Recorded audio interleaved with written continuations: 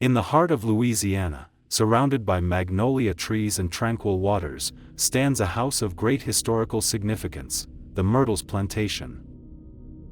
This 18th-century residence, built in 1796 by respected lawyer David Bradford, has been the site of multiple tragedies and possesses a unique story that makes it one of the most haunted places in America. The central figure in this tale is a woman named Chloe. She was a slave owned by Judge Clark Woodruff, who succeeded Bradford as the plantation's owner. Chloe was a beautiful woman, and Woodruff, taking advantage of his position of power, forced her to become his mistress. This is just the beginning of her sad story. One day, Chloe was caught eavesdropping on a private conversation. Enraged by what he perceived as an act of insubordination, Woodruff inflicted severe punishment upon her. He cut off her ear. To conceal her disfigurement, Chloe began wearing a green turban from that day forward. However, Chloe's shame and humiliation did not end there. Filled with anger and desperation, she decided to seek revenge against her master. She baked a poisoned cake intended for Woodruff. Unfortunately, the cake was not consumed by the judge, but by his wife and 2 daughters. The judge's wife and daughters perished, while Woodruff survived. The truth soon came to light, and Chloe's act of vengeance proved to be a grave mistake. Fearing retaliation from the judge, the other slaves decided to punish Chloe before she could cause further harm. She was hanged from a plantation tree, and her body was thrown into the nearby river. Since then, many people have reported sightings of Chloe's ghost, wearing her green turban, wandering through the house. Other spirits are also reported, including a young girl who appears in an antique mirror and strange handprints that appear on windows and mirrors. The Myrtles Plantation is now a bed and breakfast, and many guests have reported hearing voices, witnessing objects moving on their own, and even being awakened by a ghost that seems to whisper in their ear. Many have claimed to see Chloe, who appears to weep or whisper softly. Others have recounted hearing the cries of Sarah as she seemingly searches for her father within the house. Despite the fear and uncertainty, the Myrtles Plantation continues to attract curious visitors and ghost hunters from around the world. Its story serves as a dark reminder of the past, a testament to tragedy and pain, but also a tale of resilience. Despite it all, the plantation stands, a silent monument to a very real haunted history. Some may argue that the Myrtles Plantation is nothing more than an elaborate scheme to attract tourists, but those who have heard the rustle of a green turban or seen the reflection of a young girl in the mirror know that there is something more to this old Louisiana plantation. Its story, filled with darkness and mystery, continues to live on, resonating within its ancient walls, a persistent call that reminds us that the past sometimes refuses to die.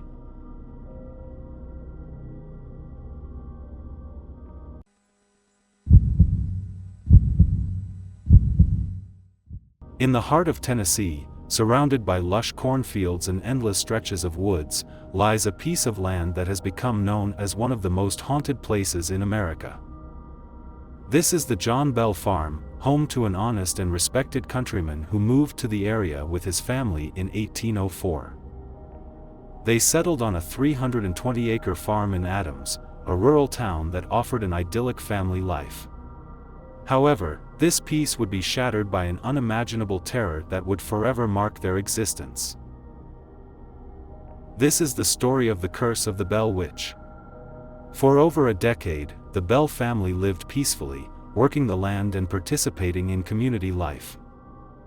But, in 1817, their lives were disrupted by a series of paranormal events that cast a dark shadow over their existence.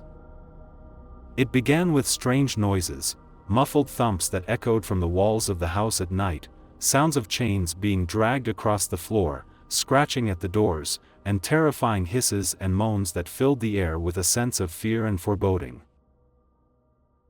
These noises were only the beginning. Soon, the Bell family began to witness horrifying apparitions. Strange creatures with fiery eyes were seen wandering the property. A dark shadow seemed to move through the house, and the farm animals became restless without apparent reason. But the most disturbing of all were the direct attacks on the Bell family members.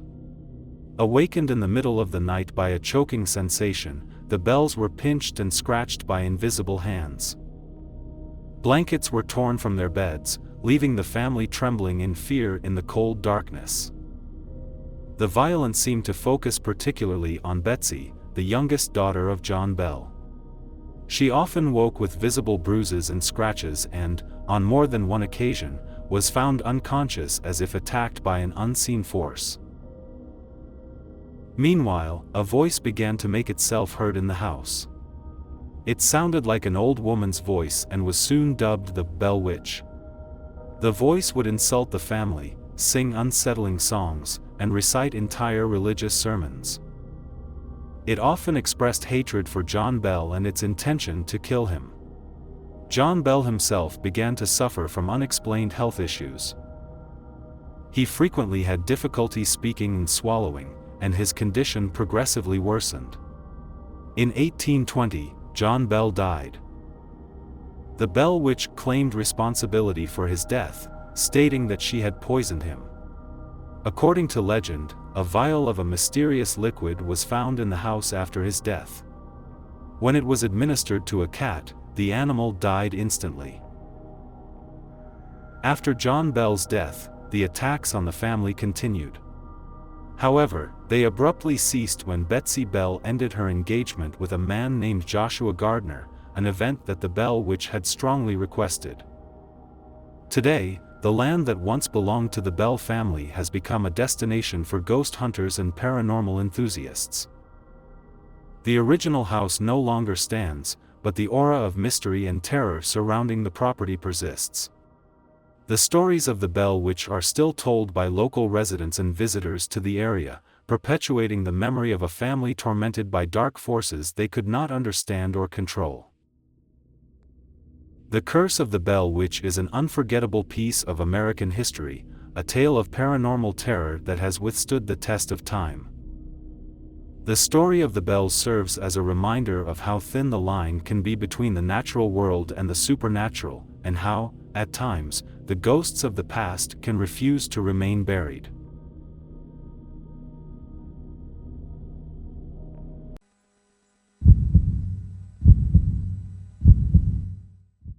In the heart of New England, in the town of Salem, Massachusetts, there is a place that has witnessed a series of horrifying events that shook the entire community.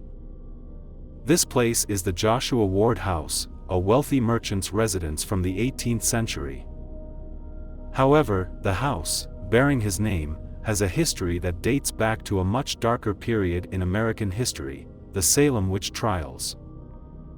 Before the Joshua Ward House was built, the land it stands on was occupied by a much less inviting structure, the house of George Corwin, the infamous sheriff known for his role in the Salem witch trials of 1692. Corwin was known for his brutal interrogation techniques and for being the primary executor of death sentences against those condemned as witches. He died in 1697, and his body was temporarily buried in the basement of his house, fearing that relatives of those he had persecuted might unearth it.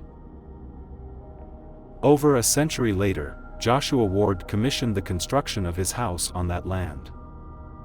Ward was a respected merchant and shipowner, and his house was one of the first brick residences in Salem, symbolizing his status and wealth. However, as soon as the house was completed, unsettling phenomena began to occur. The members of the Ward family and their guests reported experiencing a sense of unease throughout the house. Unexplained noises, such as footsteps and whispers, were often heard. Furniture moved on its own, and candles were extinguished without apparent cause. Some claimed to have seen the apparition of an old woman, believed to be one of Corwin's victims. But the most disturbing entity was that of a man believed to be George Corwin himself. Sightings of Corwin were particularly frightening. He often appeared in full form, wearing his 17th-century attire. It is said that a medium was once called to exorcise the house, but when attempting to remove Corwin's spirit, the medium was strangled by an invisible force until he managed to utter the words that ended the exorcism. Another time, a photographer capturing pictures for a real estate agent captured an image of a ghostly figure seemingly peering out of one of the house's windows. The Joshua Ward house has changed hands over the years. It has served as offices for various businesses and, more recently, as a bed and breakfast. But regardless of its occupants, stories of paranormal activity have continued to emerge. Today, the Joshua Ward house is considered one of the most haunted houses in America. The Joshua Ward house is a perfect example of how history can leave a lasting imprint on the places we inhabit.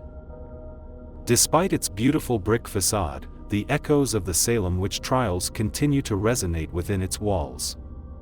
And despite efforts to banish the spirits that reside there, the house seems destined to forever remain a place of terror and mystery.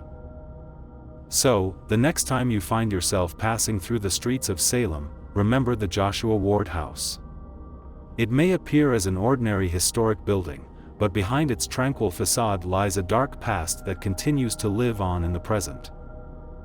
As a reminder of the dark chapter in American history that was the Salem witch trials, the house serves as a witness to the enduring power of fear and ignorance. And as the lights dim and night falls, who can say which spirits may still wander its rooms, condemned to relive the horrors of their past?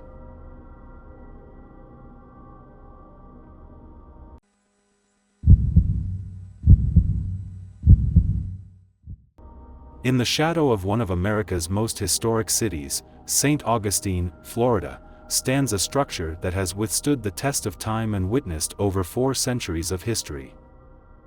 The Gonzalez Alvarez house, commonly known as the oldest house, is a living testament to America's earliest origins.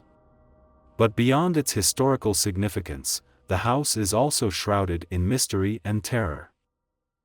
It is the site of one of America's most notorious unsolved murders and has become a tourist destination for history and paranormal enthusiasts, many of whom claim to have had chilling experiences within its walls. The story of the Gonzalez Alvarez house begins in the 16th century, although the existing structure dates back to the 18th century. Over the centuries, the house has been inhabited by different families and undergone numerous modifications, but it has always maintained its original coquina stone structure, a type of local stone. The earliest accounts of paranormal activity in the house date back to the 19th century. Inhabitants reported a sense of unease throughout the house.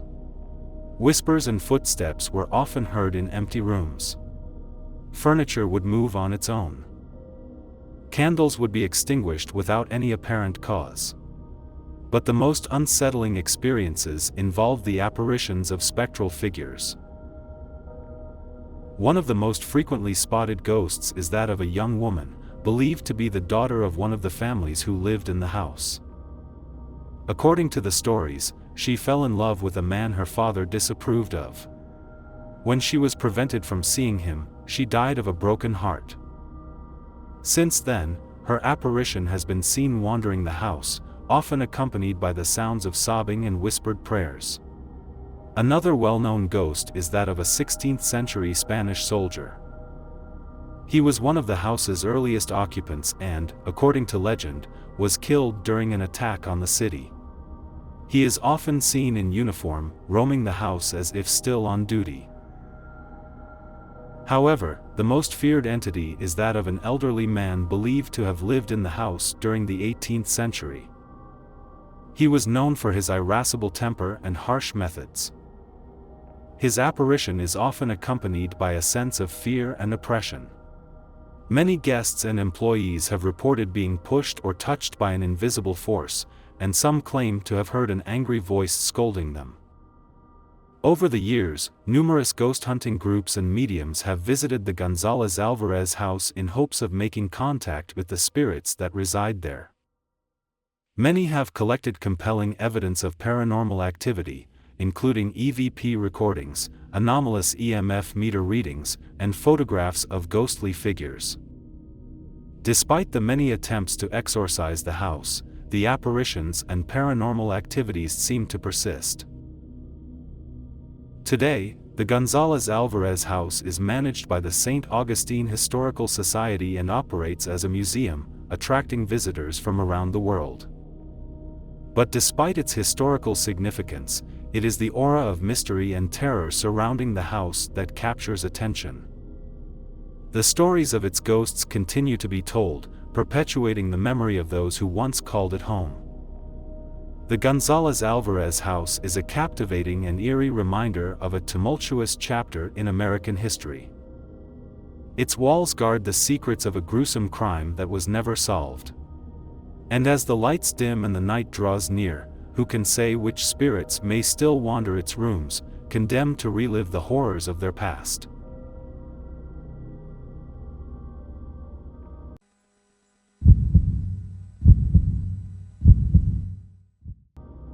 In the enchanting landscape of Fall River, Massachusetts, a seemingly innocuous house hides a dark past. This is the home of Lizzie Borden, the site of one of the most notorious unsolved murders in American history.